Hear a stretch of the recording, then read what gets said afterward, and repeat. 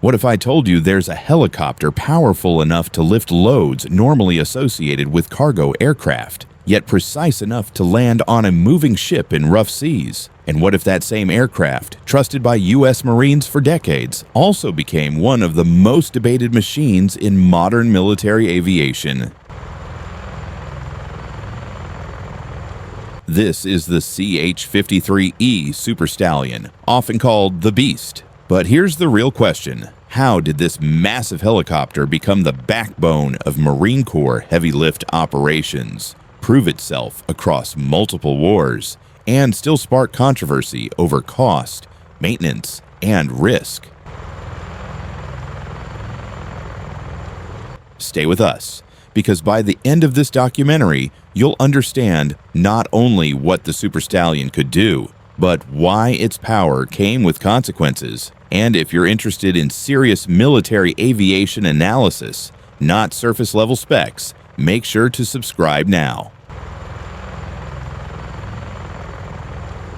To understand the CH-53E, you first have to understand the U.S. Marine Corps way of war. Marines plan for uncertainty. They assume there will be no prepared airfields, no safe roads, and no guaranteed supply lines. Their doctrine is expeditionary by design. That creates a brutal logistical question. How do you move heavy equipment, artillery vehicles, fuel, ammunition across beaches, mountains, and deserts, often directly from ships at sea? Speed alone isn't enough. Without logistics, maneuver collapses. The Super Stallion was created to solve that problem, not as a luxury, but as a necessity. It wasn't designed to be fast or elegant. It was designed to carry the weight of war itself. And that raises a fundamental issue. How do you build a helicopter capable of lifting such extreme loads repeatedly in combat conditions without sacrificing survivability?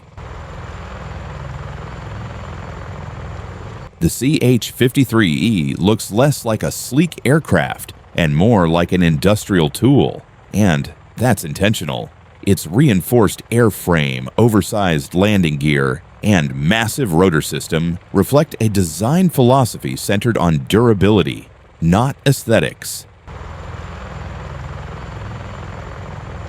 Everything about the aircraft acknowledges the environment it operates in. Corrosive salt air at sea, extreme heat in desert theaters, and constant exposure to dust, vibration, and heavy loads. The tail folds to fit aboard ships, the structure is built to absorb stress, and systems are laid out for maintainability under pressure. But scaling a helicopter up introduces new risks. More mass means more stress. More lift means more strain on engines and transmissions. So the engineers faced a critical question. How do you scale power without scaling failure? The answer was redundancy. Unlike most helicopters, the Super Stallion uses 3 engines. This configuration delivers extraordinary lifting capability, but more importantly, it provides a margin of survival. If one engine fails, the aircraft can still fly. For pilots, that redundancy isn't theoretical, it's reassurance. In combat zones, mechanical failure isn't rare, and having options can mean the difference between a controlled landing and catastrophe. But power comes at a cost. Every pound lifted stresses the drivetrain. Every hover under load accelerates wear. The Super Stallion can do things few helicopters can, but each mission adds to a growing maintenance burden. So what does all that power actually enable on the battlefield? The CH-53E can carry massive internal loads or sling heavy equipment externally beneath the aircraft. Vehicles, artillery, engineering gear, delivered directly to forward positions where roads don't exist or are too dangerous to use. This capability changes how commanders think. Units can be repositioned quickly. Supplies can reach isolated forces. Operations can unfold in places the enemy doesn't expect. Heavy lift isn't just support, it's a force multiplier.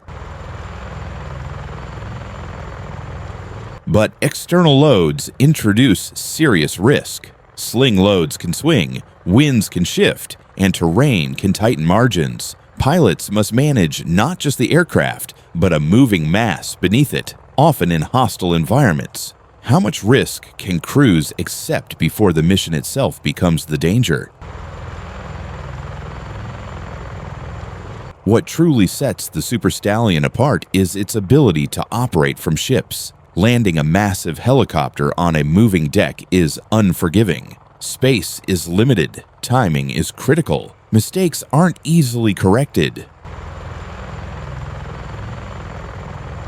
Yet, this capability allows Marines to project heavy logistics power directly from the sea to land, reducing reliance on fixed bases that may be vulnerable or unavailable. It's a strategic advantage, but also a demanding one. Operating from ships places enormous stress on both machines and crews, which leads to an unavoidable question. In contested environments, how does a large helicopter defend itself? The Super Stallion isn't built to evade threats like a jet. Instead, it relies on layered survivability, crew-served defensive weapons, countermeasures, and robust construction. But survivability isn't just hardware, it's tactics. Route planning, altitude management, timing, and coordination all matter. The aircraft can absorb damage, but only if crews fly intelligently. This leads us to the most important test of any military aircraft: real war.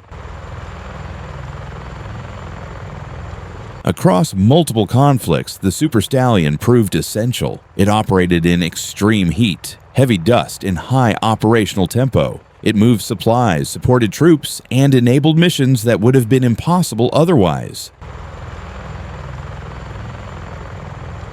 But these environments accelerated wear. High demand meant less downtime. Over time, maintenance hours increased, readiness became harder to sustain, and accidents drew scrutiny. This wasn't failure, it was the cost of pushing a machine to its limits for decades. So why didn't more nations adopt it? The CH-53E requires a vast support ecosystem, trained maintainers, spare parts, infrastructure, and funding. Few nations were willing or able to sustain that commitment. This reality highlights a core truth of military aviation. Capability must be matched with sustainability. An aircraft can be exceptional and still be difficult to maintain long-term. Eventually, the Marine Corps faced a hard decision: continue sustaining an aging legend, or invest in a successor built with modern systems and lessons learned. The CH-53K King Stallion represents the future, but replacing the Super Stallion isn't just technical, it's cultural. Crews trusted this aircraft. They knew its limits, its sounds, and its behavior under stress.